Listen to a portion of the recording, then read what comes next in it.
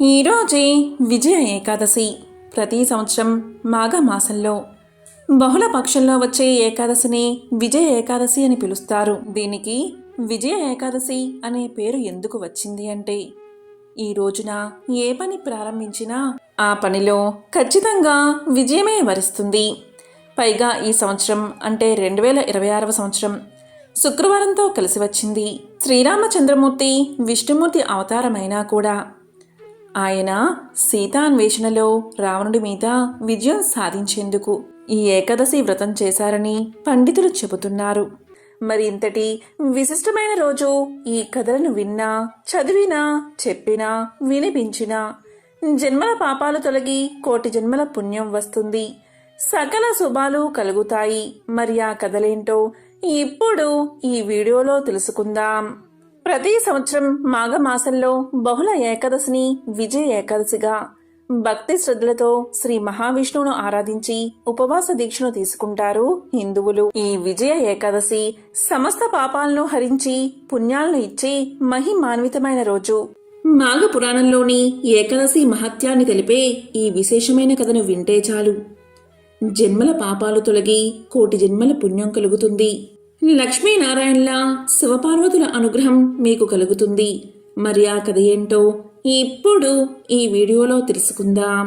హస్తినాపురాన్ని రాజధానిగా చేసుకుని సమస్త భారతదేశానికి చక్రవర్తి అయి పరిపాలన చేస్తున్నాడు. దేశంలో ధర్మం 100కి 100 పాళ్ళు తూచా తప్పకుండా పాటింపబడుతూ ఉంది. పురోహితుడైన దౌమ్యుడు ఆ సమయంలో వచ్చి పాండవులతో ఇలా పలికాడు: అయ్యలారా, మీరు అన్ని ధర్మాలను పాటిస్తూ రాజ్యం పాలిస్తుంటే మీ రాజ్యంలో ఉన్న ప్రజలు కూడా ధర్మాత్ములుగానే ఉన్నారు. రాజ్ఞి ధర్మిని ధర్మిష్ట పాపి చేత్ పాపినః ప్రజా రాజానా మసువర్తంతే యదా రాజా తదా ప్రజా అని శాస్త్రాలు చెబుతున్నాయి.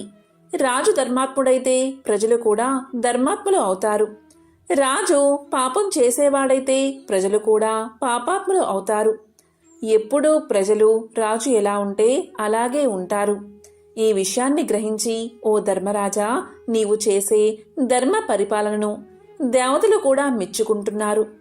ఇంతకీ ఇప్పుడు ఈ విషయం ఎందుకు చెప్పాను అంటే, రేపటి నుంచి మాఘమాసం ప్రవేశిస్తుంది. మీరందరూ ఉదయాన్నే లేచి సమీపంలో ఉన్న యమునా నదిలో మాఘ స్నానం చేసి సూర్యారాధన చేసి విష్ణు పూజ కూడా చేసి దానాలు ధర్మాలు చెయ్యవలసి ఉంది. అది గుర్తు చేయడానికే నేను వచ్చాను అన్నాడు ఆ విప్రుడు. అప్పుడు ధర్మరాజు సోదరులు, ద్రౌపది, అంతఃపుర స్త్రీలు అందరూ గురువుగారి ఉపదేశాన్ని ఆచరించడానికి సిద్ధం అయ్యారు. మాఘశుద్ధ ఏకాదశి నాడు అందరూ ఉపవాసాలు చేసి శ్రీమన్నారాయణుణ్ణి పూజించడానికి ఏర్పాట్లు చేసుకున్నారు. కానీ భీముడికి చాలా దిగులుగా ఉంది. ఎందుకంటే అతను ఒక్కరోజు కూడా భోజనం చేయకుండా ఉండలేడు. అతని తిండి కూడా తక్కువేమీ కాదు. ఒక బండెడు అన్నం, పప్పు, కూరలు మొదలైన పదార్థాలతో సహా సులువుగా తింటే గాని అతని ఆకలి తీరదు. మరి ఉపవాసం ఉండాలంటే 2 పూటలా అన్నం తినకుండా ఉండాలి కదా, లేకపోతే ఏకాదశి వ్రతఫలం దక్కదు కదా, ఎలాగా అని ఆలోచించి దౌమ్యుల వారి దగ్గరకు వెళ్లి తనకు వచ్చిన సందేహాన్ని ఆయనకు చెప్పాడు. ఆయన అంతా విని ఇలా పలికాడు: భీమసేన, మాఘమాసం అందున శుద్ధ ఏకాదశి విష్ణుదేవుడికి చాలా ప్రీతికరమైన రోజు. ఆనాడు నీవు భగవంతుని మీద దృష్టిని నిలిపి నేను నియమంగా ఉండాలి అని దృఢమైన సంకల్పంతో ఉంటే నీకు ఆకలి దప్పికలు రెండూ తెలియవు. నీకు శ్రీకృష్ణుని మీద భక్తి ఉన్నది కదా, ఆయన్నే ధ్యానిస్తూ పూజిస్తూ ఉండు. నీకు ఆ కృష్ణ భగవానుడే ఉపవాసం ఉండే శక్తిని అనుగ్రహిస్తాడు. తన్ని ఆరాధించే భక్తులకు ఆ శక్తి సామర్థ్యాలన్నీ ఆయనే అనుగ్రహిస్తాడు. ఏ సందేహమూ మనసులో పెట్టుకోక ఏకాదశి ఉపవాసం చేసి నీ ధర్మాన్ని నువ్వు ఆచరించు అని హితోపదేశం చేశాడు. భీముడు గురువుగారి మాటను శిరసా వహించి ఆ మరునాడు ఏకాదశి రోజున యమునా నది స్నానం చేసి వచ్చి శ్రీ లక్ష్మీనారాయణ స్వామిని ఆరాధిస్తూ తన్మయుడై ఆకలి దప్పికలు మరచి ఉపవాసం చేసి ఆ భగవానుడి అనుగ్రహాన్ని సంపాదించాడు. ఈ ఏకాదశి గురించి పద్మపురాణంలో ఇలా వివరణ ఉంది. ఒకసారి పాండవుల్లో పెద్దవాడైన ధర్మరాజు శ్రీకృష్ణునితో ఇలా పలుకుతాడు: కృష్ణ, జనార్దన, పరంధామ, మాఘమాసంలో వచ్చే బహుళ ఏకాదశి పేరు ఏమిటి, దాని మహత్యం ఏమిటో చెప్పు అని వేడుకున్నాడు. దానికి శ్రీకృష్ణుడు ఇలా చెప్పాడు: ఓ ధర్మరాజా, మాఘమాసంలో బహుళ పక్షంలో వచ్చే ఏకాదశి పేరు విజయ ఏకాదశి. ఈ ఏకాదశిని ఆచరించే వారికి ఎప్పుడూ విజయమే కలుగుతుంది. సమస్త పాపాలను హరిస్తుంది ఈ ఏకాదశి. ఈ విజయ ఏకాదశి గురించి ఒకసారి నారదుడు బ్రహ్మదేవుణ్ణి అడుగుతాడు. అప్పుడు నారదునితో బ్రహ్మదేవుడు ఇలా పలుకుతాడు: నారదా, ఎంతో పవిత్రమైన విజయ ఏకాదశి గురించి అడిగావు. ఈ ఏకాదశి గురించి ఇప్పటి వరకు ఎవరికీ తెలియదు. నీ ద్వారా సమస్త మానవాళికి విజయ ఏకాదశి గురించి తెలుస్తుంది. విజయ ఏకాదశి పవిత్రతను తెలిపే ఒక కథ చెప్తాను, శ్రద్ధగా విను అని ఇలా చెప్పడం ప్రారంభించాడు సృష్టికర్త అయిన బ్రహ్మ. ఓ నారదా, నీకు రామాయణం తెలుసు కదా. దానిలో రాముడు 14 సంవత్సరాలు వనవాసం చేశాడు. ఆ అరణ్యవాసంలో శ్రీరామచంద్రుడు సీతా లక్ష్మణ సమేతుడై గోదావరి నది తీరంలో పంచవటియందు చాలా కాలం జీవించాడు. అక్కడ జీవించే సమయంలోనే రావణుడు మారు వేషంలో సీతాదేవిని అపహరించాడు. సీతాదేవిని రామలక్ష్మణులు వెతుకుతూ ఉండగా మార్గమధ్యలో మరణించడానికి సిద్ధంగా ఉన్న జటాయువు కనిపించి రాముడికి సీతాదేవి యొక్క మొత్తం వృత్తాంతాన్ని, అంటే రావణుడు ఎత్తుకుపోయిన విషయాన్ని చెప్పి మరణించాడు. ఆ తర్వాత రాముడు సీతను అన్వేషిస్తూ సుగ్రీవుడితో స్నేహం, తరువాత హనుమంతుడు లంకకు నిప్పు పెట్టడం, సీతామాత యొక్క జాడ కనుగోవడం జరిగింది. ఇక హనుమంతుని మాటలు విన్న రాముడు సీతాదేవి క్షేమంగా ఉన్న సమాచారాన్ని, అలాగే లంకలో ఉన్న సమాచారాన్ని విన్నాడు. లంక సముద్రం అవతల ఉంది. సముద్రపు విస్తీర్ణం చూసి రాముడు ఆశ్చర్యపోయాడు. ఇక సముద్రాన్ని ఎలా దాటాలి అని వానర వీరులతో కలిసి ఆలోచించాడు శ్రీరాముడు. లక్ష్మణుడితో ఇలా పలికాడు: లక్ష్మణ, ఏ పుణ్యం చేసి ఈ సముద్రాన్ని మనం దాటగలం? ఈ సముద్రం చాలా లోతుగా ఉంది, నీటితో నిండి ఉంది. ముసళ్ళు, తిమింగలాలు మొదలైన జల జంతువులు, చేపలు మొదలైన వాటితో కల్లోలంగా ఉంది. దీన్ని సులువుగా దాటే ఉపాయం ఏమీ నాకు కనిపించడం లేదు అంటాడు శ్రీరాముడు. దానికి లక్ష్మణుడు అన్నగారైన రాముడితో ఇలా పలుకుతాడు: అన్నా రామా, నీవు దేవాది దేవుడివి, పురుషోత్తముడివి. ఇక్కడ దాల్మిక మహర్షి అనే పేరుగల మహర్షి ఇక్కడికి దగ్గరలోనే ఉన్న ద్వీపంలో నివసిస్తున్నాడు. ఇక్కడి నుంచి 4 మైళ్ళ దూరంలో ఆ మహర్షి యొక్క ఆశ్రమం ఉంది. ఆ మహర్షి అతి ప్రాచీనుడు. మనం ఆయన దగ్గరకు వెళ్తే ఏదైనా ఉపాయాన్ని ఆయన మనకు చెప్తాడు అని పలకగా అంతటా లక్ష్మణుడి మాటలు విన్న రాముడు దాల్మీక మహాముని ఆశ్రమం దగ్గరకు చేరుకుని దాల్మీక మహాముని దర్శిస్తాడు. శ్రీ మహావిష్ణువుకు దేవతలంతా ఎలా అయితే నమస్కారం చేస్తారో అదేవిధంగా శ్రీరాముడు ఆ మునీంద్రుడికి నమస్కారం చేశాడు. అప్పుడు ఆ మహర్షి శ్రీరాముడి దివ్య రూపాన్ని చూసి, ఇతను పురుషోత్తముడు, ఏ కారణం చేతనో విశేషమైన మానవ రూపాన్ని ధరించాడు అని మనసులో అనుకుని శ్రీరాముడితో ఆ మహర్షి ఇలా పలుకుతాడు: శ్రీరామా, నీవు ఈ విధంగా రావడానికి కారణం ఏమిటి అని అడుగుతాడు. అప్పుడు ఆ మహర్షితో శ్రీరాముడు ఇలా పలుకుతాడు: మహర్షి, తమ అనుగ్రహం వల్లనే ఈ సముద్ర తీరాన సైన్యంతో కలిసి ఉంటున్నాము. ఈ సముద్రాన్ని దాటి లంకను రాక్షసులు జయించాలి అనుకుంటున్నాను. అందుకు మీ అనుగ్రహం నాకు కావాలి. మీ అనుగ్రహంతోనే ఈ సముద్రాన్ని దాటి లంకను చేరుకోగలను.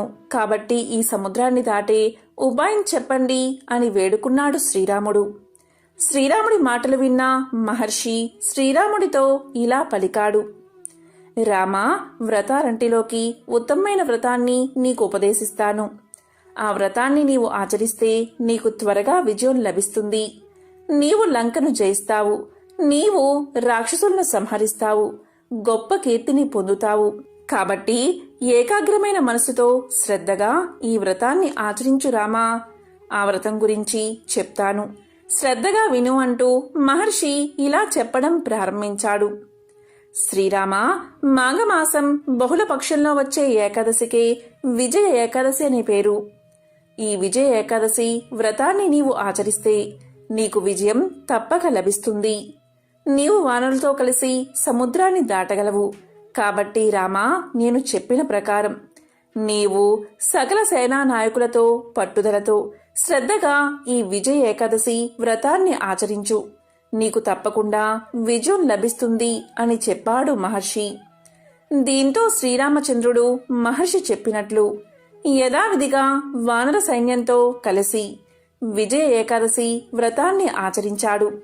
ఆ వ్రతం పూర్తయిన వెంటనే రాముడు వానరులతో కలిసి వానర సైన్యంతో కలిసి సముద్రంపై వారధి నిర్మించాడు. లంకలోకి ప్రవేశించాడు. రావణుణ్ణి సంహరించి విజయాన్ని పొందాడు అని నారదుడికి బ్రహ్మదేవుడు చెప్పాడు అని ధర్మరాజుకి శ్రీకృష్ణుడు వివరించాడు. కాబట్టి ధర్మరాజా, విజయ ఏకాదశి వ్రతాన్ని ఆచరిస్తే అలాంటి వారికి జీవితంలో ప్రతి పనిలో విజయం కలుగుతుంది. ఎంతో పవిత్రమైన ఈ విజయ ఏకాదశి వ్రత మహత్యాన్ని విన్నా, లేక చదివినా, లేక చెప్పినా, లేక వినిపించినా 100 అశ్వమేధ యాగాలు చేసిన మహాపుణ్యంతో పాటు సకల పాపాలు తొలగిపోయి ఐశ్వర్యం కలుగుతుంది, సకల శుభాలు కలుగుతాయని శ్రీకృష్ణుడు ధర్మరాజుకు తెలియచేశాడు. పూర్వం ఒకానొక సమయంలో దిలీప మహారాజు వశిష్ఠ మహామునితో ఇలా పలుకుతాడు. పూజ్యులైన ఓ మహర్షి, ఈ భూలోకానికి యమలోకానికి దూరమెంత నాకు చెప్పండి అంటాడు. దానికి వశిష్ఠ మహాముని ఇలా పలుకుతాడు. మహారాజా, అందరూ తెలుసుకోవాల్సిన ప్రశ్ననే నువ్వు అడిగావు. శ్రద్ధగా విను. భక్తి మార్గానికి మించింది మరొకటి లేదు. చనిపోయిన పుణ్యవంతులు మాఘస్నాన మహిమ వల్ల మళ్లీ బతికి భూలోకానికి వచ్చిన కథలు అనేకం ఉన్నాయి.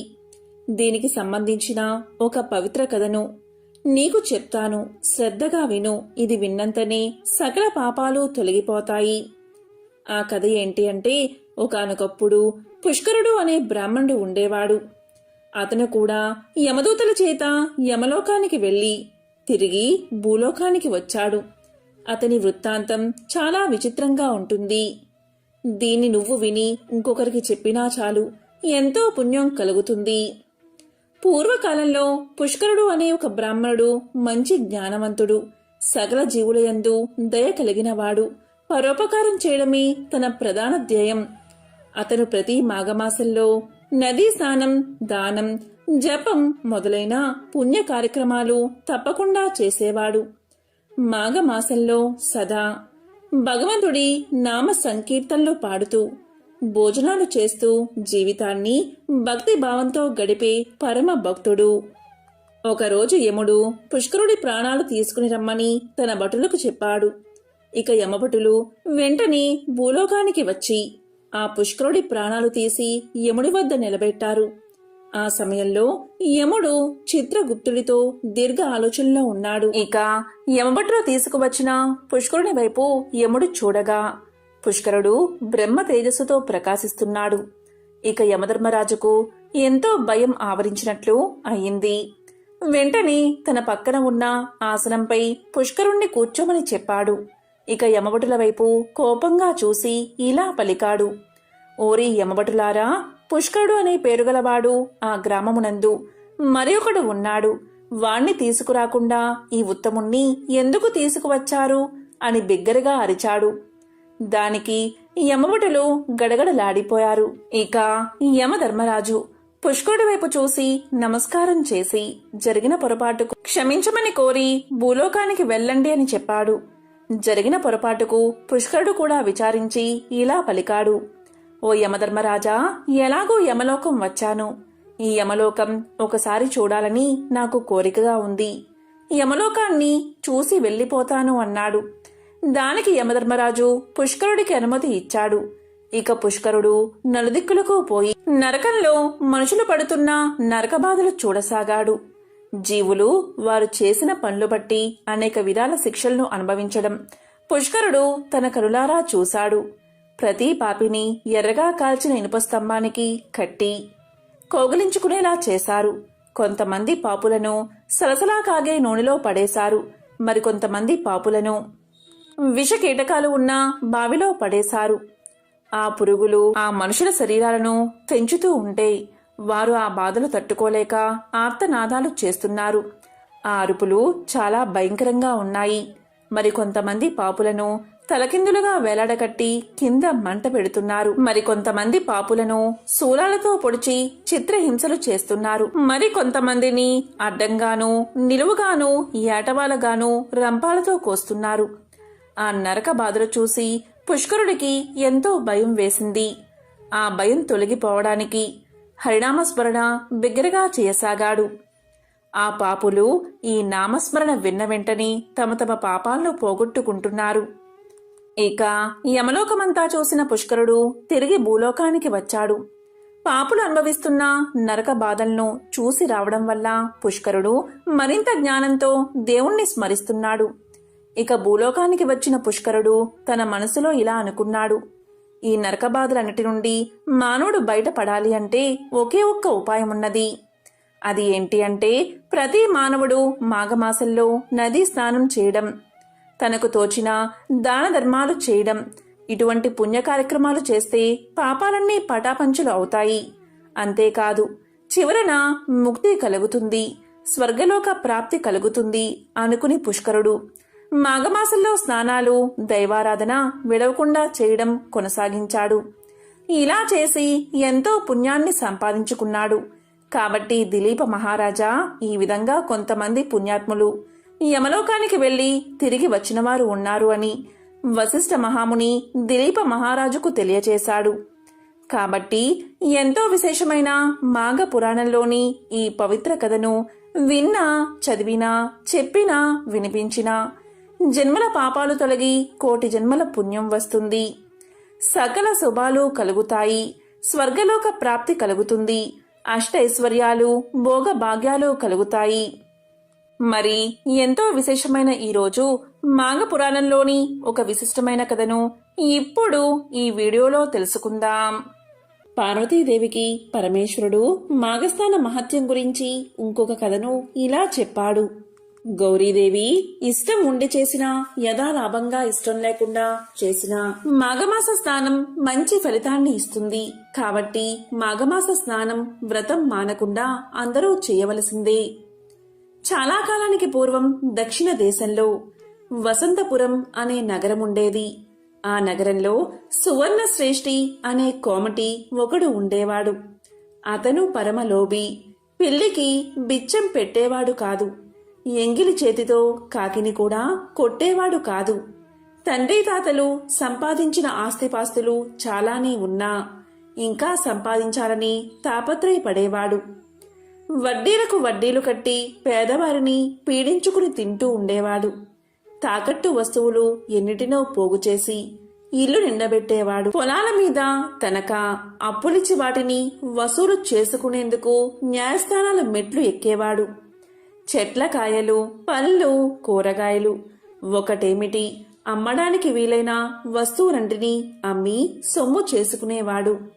సంతానం లేకపోయినా భూములు, తోటలు, దొడ్లు ఎన్నో అక్రమంగా సంపాదించి వాటిని చూసుకుని మురిసిపోయేవాడు. ఒకనాడు ఆ కోమటి ఏదో పని మీద గ్రామాంతరం వెళ్లే పని వచ్చి వెళ్ళాడు. రాత్రికి ఇంటికి చేరలేకపోయాడు. ఆనాటి సాయంకాలం ఒక బ్రాహ్మణుడు ఏదో ఊరికి ప్రయాణం చేస్తూ చీకటి పడేవేళకు వసంతపురం వచ్చాడు. మాఘమాసం చలికాలం. ఎవరైనా కాస్త తలదాచుకునేందుకు చోటిస్తారేమో అని అందర్నీ అడుగుతూ ఈ కోమటి ఇంటికి కూడా వచ్చి ఆయన భార్యను చూసి ఆ బ్రాహ్మణుడు ఇలా పలికాడు. అమ్మా, నేను వెళ్ళవలసిన గ్రామం ఇంకా చాలా దూరంలో ఉంది. ఇప్పుడు పొద్దు కునికిపోయింది. ఈ రాత్రికి మీ ఇంటి అరుగు మీద కొంచెం చోటిస్తే పడుకుని తెల్లవారుజామునే లేచి చెరువులో మాఘస్నానం చేసి వెళ్ళిపోతాను. కొంచెం దయతల్చు తల్లి అని ప్రార్థించాడు. ఆమె చాలా దయగల తల్లి. కోమటి భార్య చాలా ఉత్తమురాలు. గుణవంతురాలు. అప్పుడు ఆమె ఇలా పలికింది, అయ్యా, మీరు మా సావిట్లో ఆ వార పడుకోండి. పక్కకు కప్పుకునేందుకు దుప్పట్లు ఇస్తాను అంటూ దుప్పట్లు ఇవ్వడమే కాక ఇంట్లో ఉన్న కొన్ని పళ్ళు తినడానికి ఇచ్చింది. అప్పుడు ఆ బ్రాహ్మణుడు సంతోషంగా వాటిని ఆరగించిన తరువాత ఆవిడ ఇలా పలికింది, అయ్యా, మీరు తెల్లవారుజామునే లేచి మాఘస్నానం చేసి వెళ్తాను అంటున్నారు. మాఘస్నానం అంటే ఏమిటి? దాని విశేషమేమిటి? దాని ఫలితం ఏమిటి? దయచేసి చెప్పండి స్వామి అని వేడుకుంది ఆమె. అప్పుడు ఆ బ్రాహ్మణుడు ఇలా సమాధానం చెప్పాడు, తల్లి, ఇప్పుడు నడుస్తున్నది మాఘమాసం. రేపు పూర్ణిమ తిథి, పరమ పవిత్రమైన రోజు. మాఘమాస వ్రతమహిమ చెప్పాలంటే 1000 నోళ్లు గల ఆదిశేషుడికి కూడా సఖ్యం కాదు. మాఘమాసం నెల రోజులు నదిలోనో చెరువులోనో సూర్యోదయ వేళకు ముందే స్నానం చేసి శ్రీ లక్ష్మీ సహిత శ్రీనారాయణుడికి పూజ చేసి మాఘ పురాణం విని ఒక బ్రాహ్మణుడికి స్వయంపాకం ఇచ్చిన వారికి కలిగే పుణ్యం చాలా గొప్పది. నెల రోజులు చేయకపోయినా పూర్ణిమ వంటి పవిత్ర తిథియందు స్నానం చేసినట్లయితే మాఘమాస వ్రతఫలం అంతా దక్కుతుంది అని ఆ బ్రాహ్మణుడు చెప్పగానే ఆవిడ ఇలా పలికింది, మహానుభావా, నేనింతవరకు అలాంటి వ్రతాలు చేసి ఎరగను. నేను రేపు ఉదయం మీతో పాటు చెరువుకి స్నానానికి వస్తాను. మీరు సుఖంగా నిద్రపోండి అని ఆవిడ లోపలికి వెళ్ళిపోయింది. ఇక బ్రాహ్మణుడు సుఖంగా నిద్రపోయి తెల్లవారుజామునే లేచి ఆ ఇంటి ఇల్లాల్ని కూడా నిద్రలేపి స్నానానికి చెరువు దగ్గరకు వచ్చారు. బ్రాహ్మణుడు స్నానం చేసి సంకల్పం చెప్పుకున్నాక ఆమెకు కూడా సంకల్పం చెప్పి స్నానం చేయించాడు. అంతలో పొరుగు ఊరికి వెళ్లిన కోమటి ఊళ్ళోకి తిరిగి వస్తూ చెరువులో స్నానం చేస్తున్న భార్యను చూశాడు. అప్పుడు కోమటి ఇలా అనుకున్నాడు, ఈవిడ స్నానాలు చేసి దాన ధర్మాలు అంటూ నేను కష్టపడి కూడబెట్టిన ధనాన్నంతటినీ బ్రాహ్మణులకు పేదవాళ్లకు ఇచ్చి పాడు చేస్తుందా అని అనుకుని కోపం వచ్చి ఎందుకిలా చెరువులో స్నానం చేస్తున్నావని భార్యను అడిగాడు. అప్పుడు ఆమె ఇలా పలికింది, మాఘమాసమిది, ఈరోజు పున్నమి, ఈరోజు స్నానం చేస్తే చాలా పుణ్యమట. ఈ అయ్యవారు చెప్పారు, అందుకే నేను స్నానం చేస్తున్నానని ఆవిడ చెప్పింది. దాంతో కోమటి నాకు చెప్పకుండా ఇలాంటివన్నీ చేస్తావా అంటూ స్నానం చేస్తున్న భార్యను కొట్టడానికి చెరువులోకి దిగి కాలుజారి పడి ఆ చెరువు నీటిలో మునిగిపోయాడు. బ్రాహ్మణుడు కోమటిని లేవదీసి అతని భార్యకు అప్పగించి తన దారిన తాను వెళ్ళిపోయాడు. కోమటి కాలుజారి పడినా నిండా మునిగాడు కనుక అతనికి కూడా మాఘస్నాన ఫలం దక్కింది. ఈ విధంగా కొంతకాలం గడిచింది. కోమటి దంపతులు చాలా ముసలివాళ్లు అయిపోయారు. రోగం కూడా వచ్చి ఇద్దరూ ఒకేసారి చనిపోయారు. అప్పుడు కోమటిని తీసుకుపోవడానికి యమభటులు వచ్చి పాసాలతో లాగుతున్నారు. కోమటి భార్యను తీసుకుపోవడానికి దేవదూతలు విమానంలో వచ్చారు. అప్పుడు ఆమె యమభటులతో ఇలా పలికింది, ఓ యమకింకరులారా, ఈ అన్యాయమేమిటి? భార్యాభర్తలం ఇద్దరం సమానమే కదా. నన్ను విష్ణులోకానికి తీసుకుపోవడం ఏమిటి? ఆయన్ని నరకానికి అంటే యమలోకానికి తీసుకుపోవడం ఏమిటి అని ప్రశ్నించింది. అందుకు యమభటులు ఇలా చెప్పారు, అమ్మా, నీవు ఒక మాఘ పూర్ణిమ నాడు చెరువులో మాఘస్నానం చేసినందువల్ల నీకు మహాపుణ్యం కలిగింది. అందుకు నీకు విష్ణులోకానికి చేరి అదృష్టం పట్టింది. నీ భర్త ఎప్పుడూ కూడా ఇలాంటి స్నానాలు కాని వ్రతాలు కాని చేసి ఎరగడు. అలాగే ఎప్పుడూ కూడా ఒక్కసారైనా పూజ కూడా చేయలేదు. పైగా పూజలు చేసేవారిని దాన ధర్మాలు చేసేవారిని నిందించేవాడు. ఎవ్వరికి పైసా కూడా దానం ఇయ్యలేదు. ఇంటికి వచ్చిన వాడికి ఒక పండును కాని కాయను కాని ఇవ్వలేదు.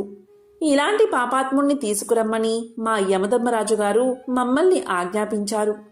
అందుకే తీసుకుపోతున్నాము అని యమభటులు సమాధానం చెప్పారు.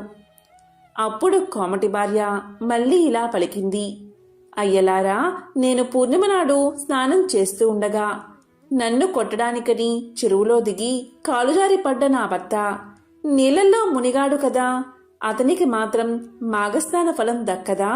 యమధర్మరాజు ఈ విషయం ఆలోచించలేదా అని అడిగింది.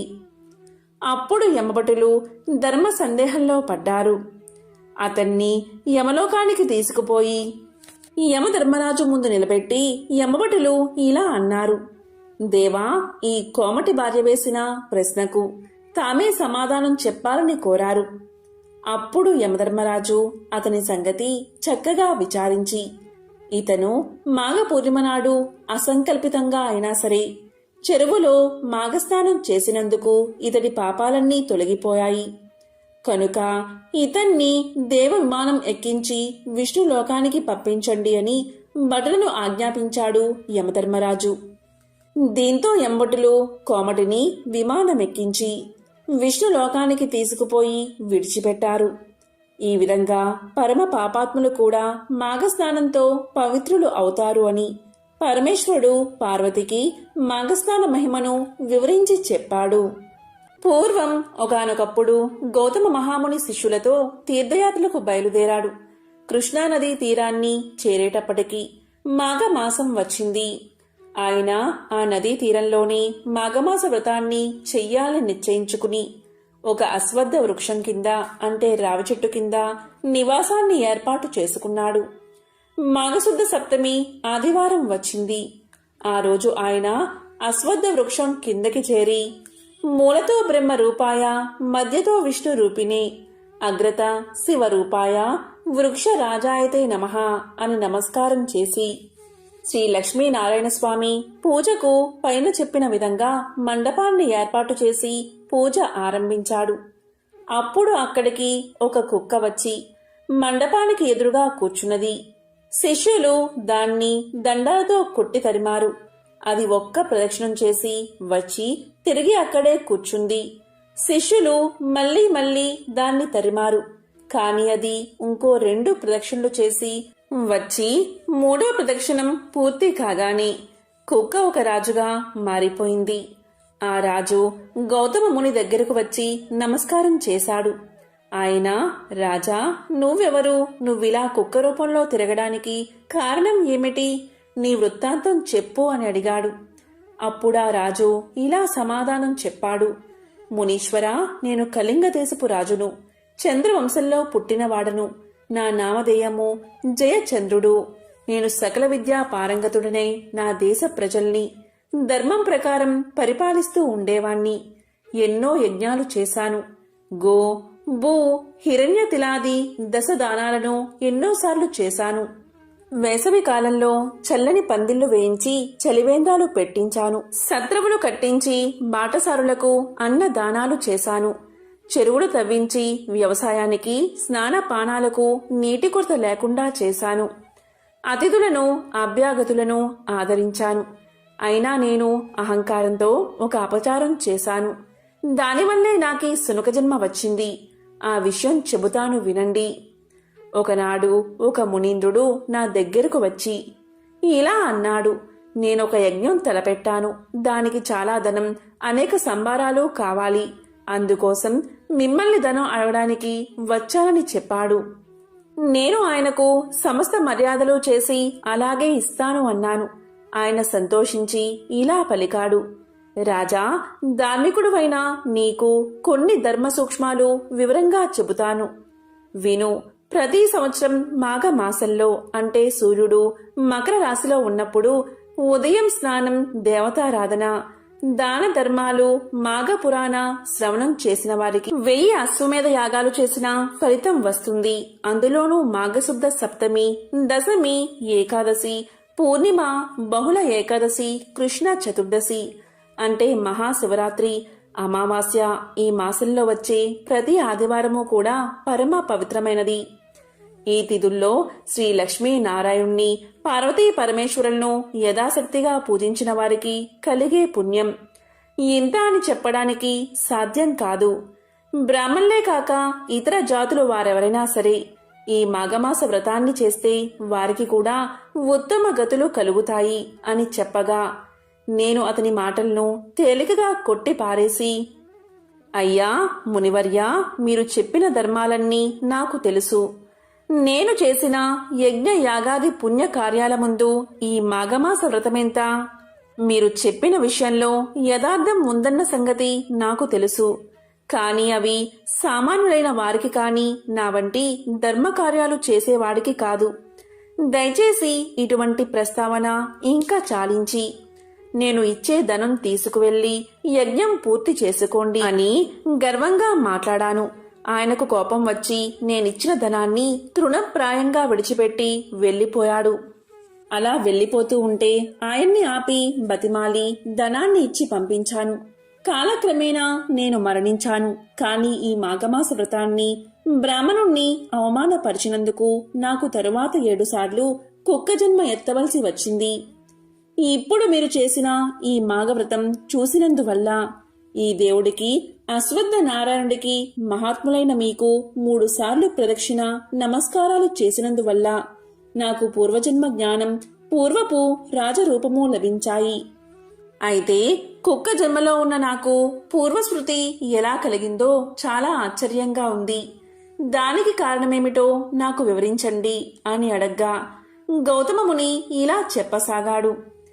రాజా, నన్ను గౌతముడు అంటారు. వీరంతా నా శిష్యులు. ఈమె నా ధర్మపత్ని అహల్య. నేను తీర్థయాత్రలు చేస్తూ మాఘమాసం వచ్చే నాటికి ఈ కృష్ణా తీరానికి చేరాను. ఇక్కడ మాఘమాస వ్రతం పూర్తి చేద్దామనుకున్నాను. ఈనాడు మాఘశుద్ధ సప్తమి ఆదివారంతో కలిసి వచ్చింది. మహాపర్వదినం. ఈ రోజున మండపంలో సూర్యనారాయణ స్వరూపుడైన శ్రీ లక్ష్మీనారాయణ స్వామిని అర్చిస్తున్నాము. ఈ సమయంలో ఇక్కడికి కుక్కలు, గెద్దెలు, కాకులు మొదలైన అవాంఛనీయమైన జీవులు రాకూడదు కదా. అందుకే ఒంటి నిండా దుమ్ము, బురద అంటుకున్న నువ్వు ఈ నైవేద్య పదార్థాలు తినడానికి వస్తే మా శిష్యులు నిన్ను వారి తపోదండాలతో బెదిరించారు. 3 సార్లు దేవుడికి ప్రదక్షిణలు చేసినందువల్ల నీకీ పూర్వస్మృతి కలిగింది. అందుచేత రాజా, ఈ లోకంలో ఏ ధర్మ కార్యాన్ని, పుణ్యకార్యాల్ని అవహేళన చేయకూడదు. 3 సార్లు ప్రదక్షిణం చేసినంత మాత్రం చేతనే పూర్వజ్ఞానం కలిగిందంటే ఇక మాఘమాస వ్రతం చేస్తే కలిగే పుణ్యం ఎంతటిదో ఊహించుకో అని చెబుతూ ఉండగా ఆ రావి చెట్టు తొర్రలో నుంచి ఒక పెద్ద కప్ప కిందకి దూకుతూ ఆ చెట్టుకి, మండపానికి ఒక ప్రదక్షిణం చేసి వచ్చింది. వెంటనే ఆ కప్ప ఒక ముని కన్యగా మారిపోయి గౌతముడికి, మండపంలో ఉన్న దేవుడికి నమస్కారం చేసింది. అప్పుడు గౌతముడు ఇలా పలికాడు. అమ్మాయి, నీవెవరు? నీ పేరేమిటి? నువ్వు ఇలా కప్ప రూపంలో ఎందుకున్నావు? కారణం చెప్పు అన్నాడు. అప్పుడు ఆమె గౌతమ మునీంద్రుని మండపంలో ఉన్న దేవుణ్ణి చూడగాని పూర్వస్మృతి కలిగిన ఆ మునికాంత తన వృత్తాంతాన్ని ఇలా చెప్పసాగింది. మహాత్మా, నేను గోదావరి తీరంలో ఉన్న ఒక కుగ్రామంలో హరిశర్మ అనే బ్రాహ్మణుడికి కుమార్తెగా జన్మించాను. నా పేరు మంజుల. నా తల్లిదండ్రులు నన్ను చాలా గారాబంగా పెంచారు. అందుచేత కొంచెం పెంకితనం అలవాటు అయ్యింది. నాకు యుక్త వయస్సు వచ్చింది. నా తండ్రి నా కోసం పెళ్లి కొడుకుల్ని వెతుకుతూ కావేరీ తీరంలో ఉన్న జ్ఞానానందుడు అనే ముని కుమారుడికిచ్చి పెళ్లి చేశాడు. ఆయన చాలా నియమనిష్ఠులు కలవాడు, పరమశాంత స్వభావుడు. నేను అత్తవారింటికి వచ్చాను. కొంతకాలం గడిచింది. మాఘమాసం వచ్చింది. తెల్లవారుజామునే నా భర్త లేచి నన్ను కూడా లేపి, ప్రియురాలా, మాఘమాసం వచ్చింది కదా, ఈ నెల చాలా మహిమ కలిగినది.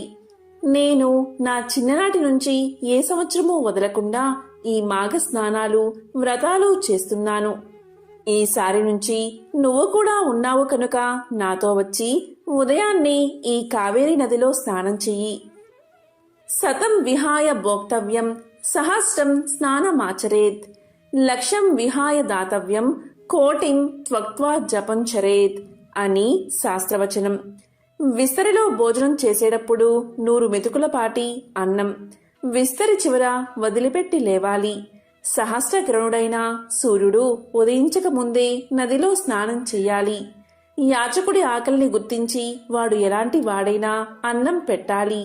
జపం చేసేటప్పుడు తావలంలో కొలికి పూసను లెక్కించకుండా జపం చెయ్యాలి అని ఈ శ్లోకం అర్థం. అంచేత సూర్యోదయానికి ముందే మాఘమాసంలో నదీ స్నానం చేయాలి.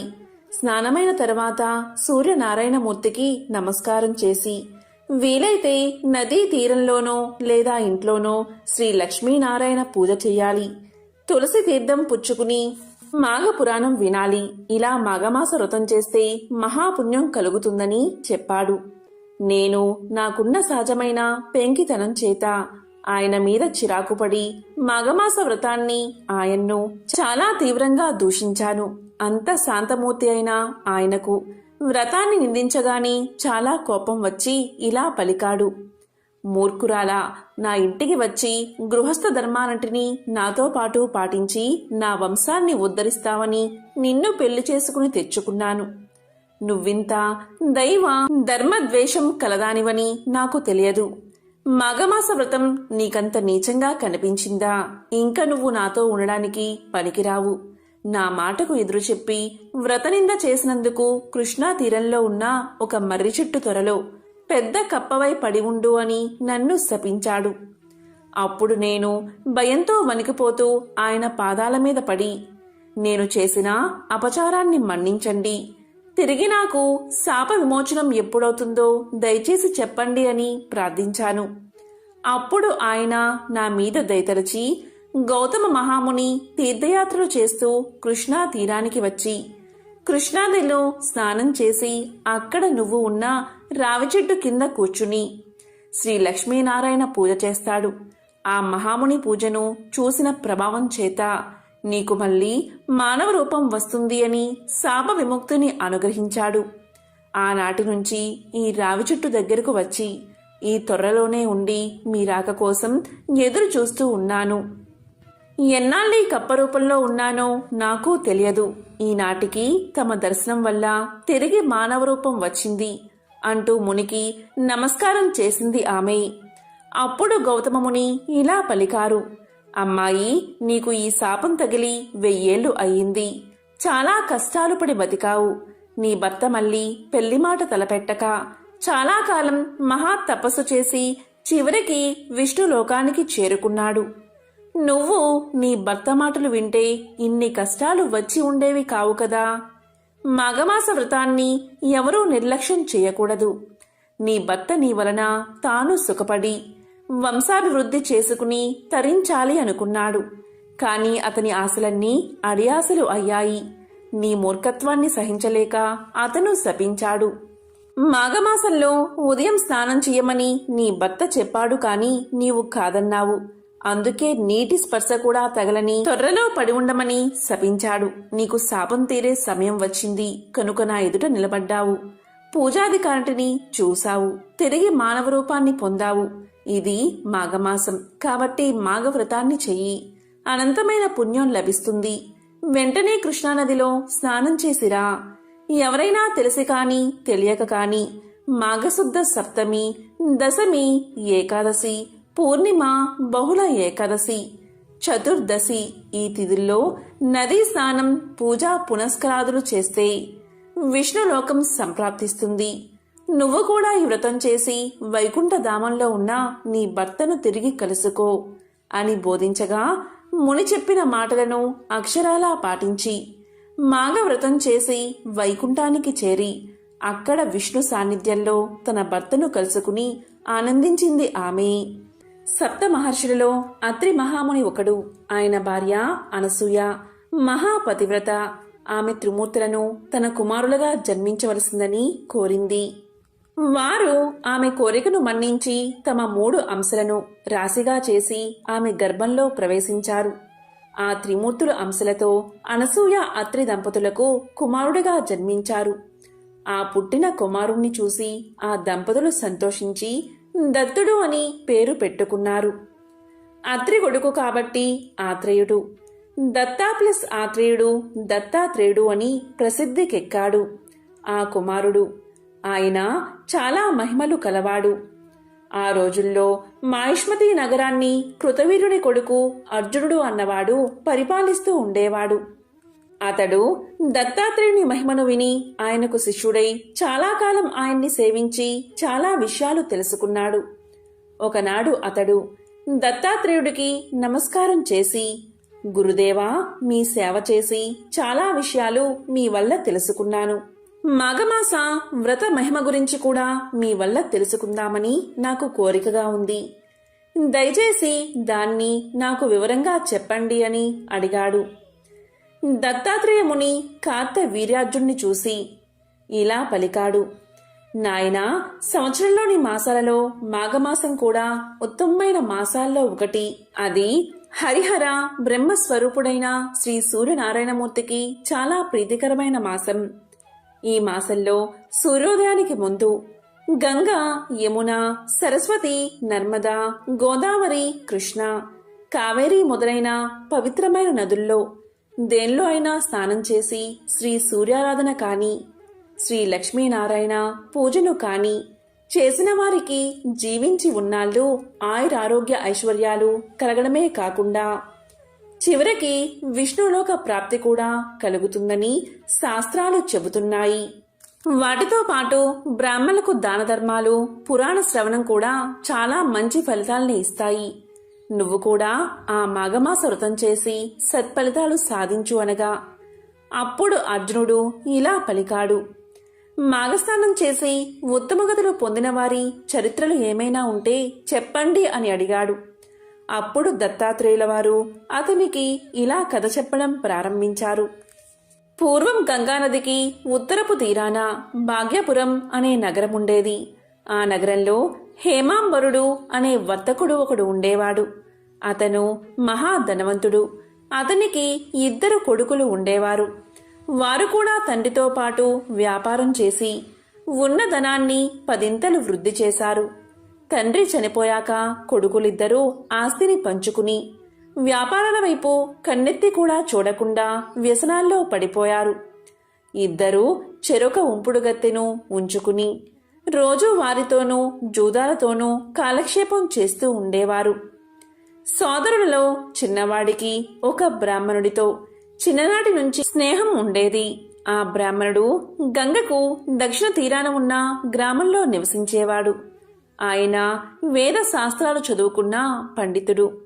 ఆ పండితుడి సహచర్యం చేత చిన్నవాడు కూడా కొంత జ్ఞానాన్ని సంపాదించాడు. అది మిడిమిడి జ్ఞానం. అందువల్లే వ్యసనాల పాలయ్యాడు. ఎన్ని వ్యసనాల్లో ఉన్నా వారానికొక్కసారైనా గంగానదిని పడవలో దాటి వెళ్లి ఆ బ్రాహ్మణుణ్ణి చూడకుండా ఉండలేకపోయేవాడు. అతను వెళ్లి ఆయనతో కొంతసేపు కాలక్షేపం చేసి వారింట్లో అవసరాలన్నీ తీర్చి వస్తూ ఉండేవాడు. ఇలా చాలా కాలం జరిగింది. వర్తకుని కొడుకులిద్దరూ ముసలివాళ్లై మరణించారు. అప్పుడు యమదూతలు వచ్చి వారిని యమలోకానికి తీసుకుపోయి యమధర్మరాజు ముందు నిలబెట్టారు. అప్పుడు చిత్రగుప్తుడు వారి పాపపుణ్యాల లెక్కలు చూసి పెద్దవాడిని నరకంలో వెయ్యాలని యముడికి సలహా ఇచ్చాడు. చిన్నవాడి పాపపుణ్యాల లెక్కలు చూసి ఇతన్ని స్వర్గానికి పంపాలని సూచించాడు.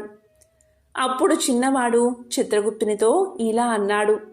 అయ్యా, సోదరులైన మేమిద్దరం ఒకే రకమైన తప్పులు చేశాం. మా అన్నగారిని నరకబాధల్లో ఎందుకు పడవేశారు? నన్ను స్వర్గలోకానికి ఎందుకు పంపుతున్నారు? దయచేసి కారణం చెప్పండి అని అడిగాడు. అప్పుడు చిత్రగుప్తుడు ఇలా పలికాడు. నీకు ఎన్ని వ్యసనాలున్నా నీ బ్రాహ్మణ స్నేహితుణ్ణి చూడ్డానికి తరచుగా గంగానది దాటి వెళ్లేవాడువు కదా.